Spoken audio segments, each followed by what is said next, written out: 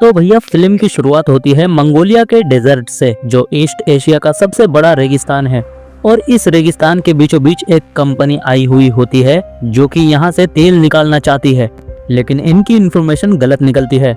यहाँ कोई तेल नहीं होता, जिसके बाद यहाँ से ये लोग वापस जाने का तय करते हैं और इनको वापस ले जाने के लिए एक प्लेन भेजा गया, जिस प्लेन के पायलट का नाम होता है फ्रैंक, जिसके साथ इसका को पायलट भी होता है। अब सारे वर्कर्स अपना अपना सामान लेकर जहाज में चढ़ जाते हैं और प्लेन में बैठकर अपने शहर बीजिंग के लिए निकल पड़ते हैं। लेकिन कुछ ही देर बाद इनके इस सफर के दौरान एक बहुत बड़ा तूफान आना शुरू हो जाता है, जिसे देखकर फ्रैंक का को पायलट कहता है कि हमें अपने प्लेन को एक बार लैंड करा देना चाहिए और तूफान थमते ही हम दोबारा उड़ान भरेंगे।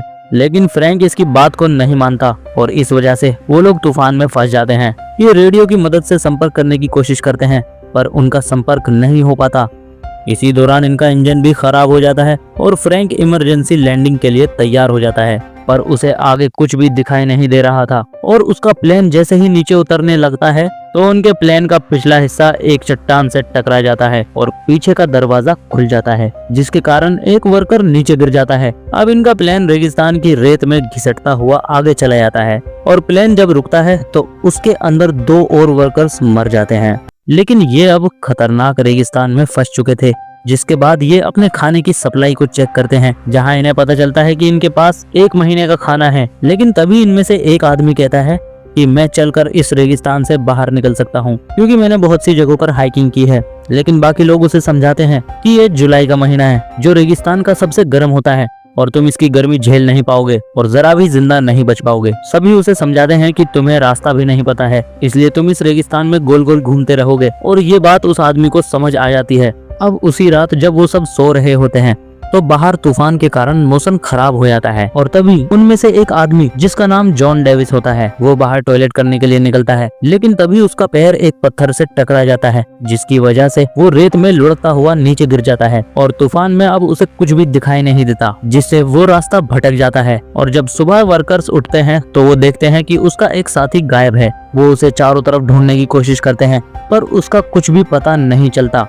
इसलिए वहाँ जो लेडी होती है वो पायलट के पास जाती है और उससे पूछती है कि क्या हमें यहाँ से कोई बचाने आ भी सकता है या नहीं, जिस पर पायलट कहता है कि इसका कोई पता नहीं है, जिससे लड़की थोड़ी उदास हो जाती है, क्योंकि हम अपने रास्ते से पूरी तरह भटक चुके हैं तो वो हमें नहीं ढूंढ पाएगा। और अब सभी की उम्मीदें भी टूटने लगी थी कि कोई भी इन्हें यहाँ से लेने के लिए नहीं आएगा। इसलिए उनमें से 2 लोग यहाँ से पैदल निकलने का तय करते हैं। तो पायलट उनसे कहता है कि ये पानी यहाँ से कोई भी नहीं ले जाएगा, जिसके बाद पानी को लेकर इनके बीच झगड़ा शुरू हो जाता है, जिस वजह से उनका पानी भी गिर जाता है। अब यहाँ पर एक आदमी होता है जिसका नाम एलियट होता है। वो उनसे कहता है कि मेरे पास एक आइडिया है जिससे हम सबकी जान भी बच सकती है। उसके बाद वो कहता है कि मैं कई दिनों से इस प्लेन को ऑब्जर्व कर रहा हूँ कि हम इसके पुर्जों को जोड़कर एक दूसरा प्लेन बना सकते हैं, क्योंकि एलियट पहले से प्लेन बनाने वाली कंपनी में काम करता था और अब सभी के मन में एक उम्मीद जागने लगी थी। वो सब उसकी मदद करने को तैयार हो जाते हैं, लेकिन पायलट उसकी बातों से सहमत नहीं होता। वो कहता है कि ऐसा करना नामुमकिन है। और अगले दिन उनमें से एक आदमी वहां से निकल जाता है, पर वहां जो लेडी होती है वो उसे ढूंढने के लिए उसके पीछे जाने लगती है, लेकिन पायलट उसे रोकता है और खुद उस आदमी के पीछे निकल जाता है। वो उस चट्टान पर पहुंचता है जहां उनका प्लेन टकराया था और वहीं पर उसे उस आदमी की लाश मिलती है जो प्लेन से गिर गया था। उसके शरीर पर उसके कपड़े नहीं होते और वहां पर कुछ गोलियों के कवर भी पड़े होते हैं। और तभी उसे वो आदमी भी मिलता है जो वहां से जाने वाला था और वो कहता है कि मैं इस लाश से अपनी घड़ी लेने आया था जो इसने मुझसे ली थी, पर उसके पास वो घड़ी नहीं है, जिसका साफ मतलब था कि हमारे अलावा भी यहाँ पर कोई है। अब ये दोनों वापस उस जगह आ जाते हैं जहाँ उनके बाकी साथी होते हैं और अब पायलट भी इनके साथ प्लेन बनाने को तैयार हो जाता है। इसके बाद ये लोग प्लेन बनाना शुरू करते हैं। ये दिन में काम नहीं करते क्योंकि यहाँ बहुत ज्यादा गर्मी होती है, बल्कि ये रात में काम करते हैं। लेकिन उनकी परेशानी तब बढ़ जाती है जब उनका तेल, जिसे वो लोग आग लगाने और प्लेन उड़ाने के लिए रखते हैं, उस पर वेल्डिंग करते समय चिंगारियां गिर जाती हैं और वहाँ एक जोरदार धमाका हो जाता है। हालांकि इस ब्लास्ट में किसी की जान नहीं जाती, लेकिन उनका सारा का सारा तेल बर्बाद हो जाता है। अब उनके पास उतना ही तेल बचा था जिससे वो सब एक बार उड़ान भर सकते थे और यहाँ से निकल सकते थे। अब ये लोग अब रात के बजाय दिन के वक्त काम करते, लेकिन दिन में बहुत गर्मी होती थी। फिर भी ये लोग हार नहीं मानते थे और काम शुरू कर देते। अब जब इन्होंने प्लेन को रिबिल्ड करना शुरू किया तो एक विंग को जोड़ना जरूरी है क्योंकि इनके पास क्रेन नहीं है। फिर वो विंग को धीरे धीरे ऊपर से नीचे करते हैं, लेकिन अचानक वो चेन टूट जाती है जो विंग को होल्ड किए हुए थी। विंग जमीन की तरफ घिसटता हुआ जाता है और सीधा प्लेन से टकरा जाता है। ये देखकर सब हैरान रह जाते हैं। प्लेन के अंदर उनका एक दोस्त पहले से होता है जिसका काम था उस विंग को बोर्ड से जोड़ना। जब विंग गिरता है वो बाहर आ जाता है और कहता है मैंने काम पूरा कर दिया। असल में विंग गिरते हुए उसी जगह पर लगता है जहां उसे लगना चाहिए था। इस तरह प्लेन का स्ट्रक्चर मुकम्मल तौर पर तैयार हो जाता है। अब सबको उम्मीद होती है कि ये प्लेन उड़ने के लिए तैयार है और शायद उड़ भी सकता है। सब खुशी मनाते हैं और डांस करते हैं। साथ ही वो रेगिस्तान की रेत हटाकर एक रनवे तैयार करते हैं ताकि प्लेन टेक ऑफ कर सके। लेकिन ये सब इतना आसान नहीं होता। एक दिन डेंजर स्टार्डम आता है, बिजलियां गिर रही होती हैं और विंग के अंदर पेट्रोल होता है, इसलिए सब लोग वहां से दूर भाग जाते हैं। एलियट नहीं जाता, वो चाहता है कि प्लेन सेफ रहे। जब उस पर बिजली गिरने वाली होती है, फ्रैंक उसे खींचकर नीचे गिरा देता है और उसकी जान बचा लेता है।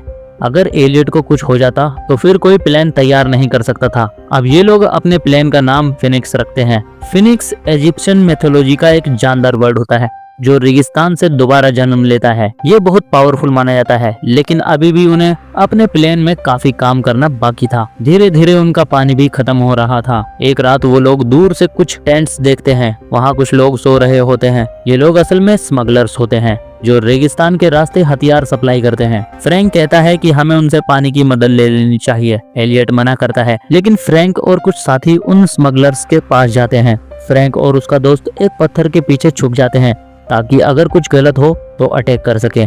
उनके पास गन्स होती हैं।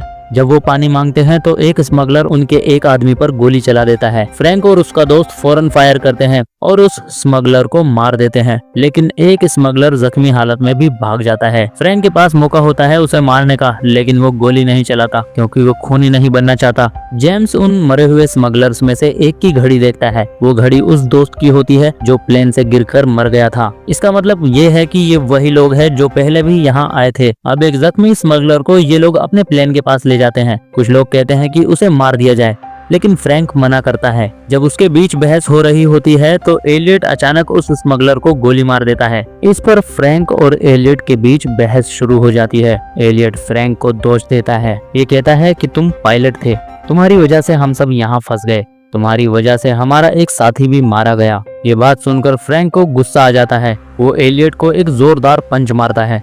अब एलियट नाराज हो जाता है क्योंकि उसकी ईगो हर्ट हो जाती है। वो कहता है मैं अब प्लेन नहीं बनाऊंगा, जितना काम मुझे करना था मैंने कर दिया। मैं यहाँ 10 लोगों के बराबर काम करता हूँ और तुम सब सिर्फ आराम करते हो। केली उसके पास आती है और कहती है तुम्हारे बगैर हम ये प्लेन नहीं बना सकते, हमें तुम्हारी जरूरत है। एलियट कहता है अगर सब लोग मुझसे रिक्वेस्ट करेंगे तभी मैं काम शुरू करूंगा। फिर सब लोग, यहाँ तक कि फ्रैंक भी उससे रिक्वेस्ट करते हैं। फ्रैंक कहता है कि तुम ही यहाँ के बॉस हो, कृपया इस काम को पूरा करो। एलियट मान जाता है। फिर सब मिलकर दोबारा से प्लेन में काम करना शुरू कर देते हैं। एक दिन वो लोग दूरबीन से देखते हैं कि वो स्मगलर जो भाग गया था अब वो अपने दोस्तों के साथ वापस आ गया है, लेकिन वो आगे नहीं बढ़ते क्योंकि वो जानते हैं कि इन लोगों के पास भी अब उनके ही हथियार हैं। स्मगलर्स को पता होता है कि इनका पानी और खाना जल्दी खत्म हो जाएगा और जब ये कमजोर हो जाएंगे तो हम हमला करेंगे। ये लोग और भी तेजी से काम करना शुरू कर देते हैं। आखिरकार उनका काम पूरा हो जाता है और तभी फ्रैंक को एक मैगजीन मिलती है जिसमें कई तरह के प्लेन के मॉडल होते हैं। पता चलता है कि एलियट ने प्लेन का मॉडल इन्हीं टॉय मॉडल्स को देखकर बनाया था। दरअसल वो छोटे छोटे उड़ाने वाले मॉडल्स प्लेन पर काम करता था, लेकिन कभी भी एक बड़ा रियल प्लेन नहीं बनाया था। ये सुनकर सबको गुस्सा आ जाता है, खासकर अयान को। वो एलियट के सर पर गन रख देता है और कहता है कि तुम हमें बेवकूफ बना रहे थे। लेकिन एलियट कहता है हाँ, मैं छोटे रिमोट कंट्रोल प्लेन बनाता था, मुझे यकीन है ये प्लेन उड़ेगा। फ्रैंक अयान को रोक देता है। तभी तूफान आता है। जब तेज हवाएं चलती हैं तो प्लेन अपने आप हल्का हल्का हवा में उठने लगता है। अब सब समझ जाते हैं कि ये प्लेन सच में उड़ सकता है। उनके दिलों में जो उम्मीद मर चुकी थी वो फिर से जिंदा हो जाती है। लेकिन ये रेगिस्तान का तूफान था जो प्लेन को पूरी तरह से रेत में ढक देता है। तूफान के बाद अब सब उदासी में चले जाते हैं। फ्रैंक कहता है हमने इसे मेहनत से बनाया है और हम इसे यहाँ से उड़ाकर ले जाएंगे। सब लोग मिलकर प्लेन को रेत से निकालते हैं और खींचकर उस जगह ले जाते हैं जहाँ रेत नहीं होती। ये लोग प्लेन को स्टार्ट करते हैं। प्लेन स्टार्ट होता है लेकिन तुरंत बंद हो जाता है। काफी बार ट्राई करने के बाद आखिरकार प्लेन चल पड़ता है। प्लेन के इंजन की गरजती आवाज सुनकर स्मगलर घोड़ों पर हथियार लेकर उनकी तरफ भागने लगते हैं। सब लोग प्लेन के ऊपर चढ़ जाते हैं और विंग से लटक जाते हैं। दरअसल इस प्लेन के डिजाइन में अंदर बैठने की जगह नहीं होती। उन्होंने एक बड़े प्लेन के हिस्से से छोटा प्लेन बनाया था। प्लेन रनवे पर भागता है और पीछे से स्मगलर्स गोलियां चला रहे होते हैं, लेकिन किसी को भी गोली नहीं लगती। जैसे ही रनवे खत्म होता है स्मगलर्स को लगता है ये लोग गए काम से, लेकिन अगले ही पल उनका फिनिक्स उस खाई से उड़ जाता है। सब लोग खुशी से झूम उठते हैं। महीनों की मेहनत आखिरकार कामयाब हो जाती है। इस तरह से ये लोग मौत से बचकर उस रेगिस्तान से निकलकर बच जाते हैं, जहां से बचना मुश्किल ही नहीं नामुमकिन था। अब हम देखते हैं एलियट की फोटो एक मैगजीन पे छपी होती है, जहां लिखा होता है नासा की नई उम्मीद। और इसी के साथ ये कहानी यहीं खत्म हो जाती है। दोस्तों, अगर ये फिल्म की स्टोरी आपको पसंद आई है तो हमारे चैनल को सब्सक्राइब जरूर करें, वीडियो को लाइक करें और ज्यादा से ज्यादा शेयर करें।